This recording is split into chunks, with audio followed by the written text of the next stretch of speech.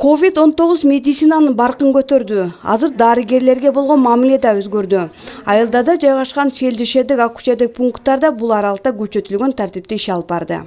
Биз карантинде ар ким участка менен эгер температура болуп атам, мен ооруп атам дегендерин телефон аркылуу сүйлөшүп, анан 3 күндөн бери температура болуп атам, алсырап атам дегендерге врачты чакырып, врач менен прием кылып, врач өзү жаткыра турган болсо жаткырып, үйдө лечение болсо үйдө лечение кылдыртып, ошондой кылдык.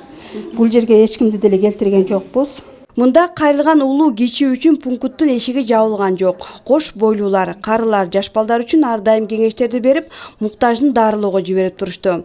Азыр абал бир аз турукташып, аралыктан иштөө тартиби жеңилдеди. Кандай анан кабыл алуу кандай болот?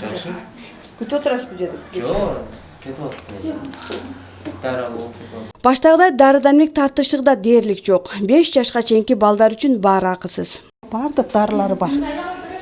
Первый помощька дагы бар, немеге дагы бар. 5 жашка чейин, 6 жашка чейинки балдарга бекер бере турган дарыларыбыз бар. Аларды берип аттык.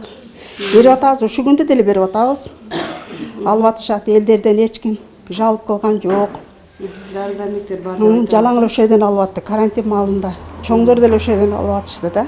Айылдык ФАП 3000 адамдын саламаттыгы үчүн жоопкер. Ошондуктан кайрылган ким болбосун аралыкты сактоо менен иш алып барылат.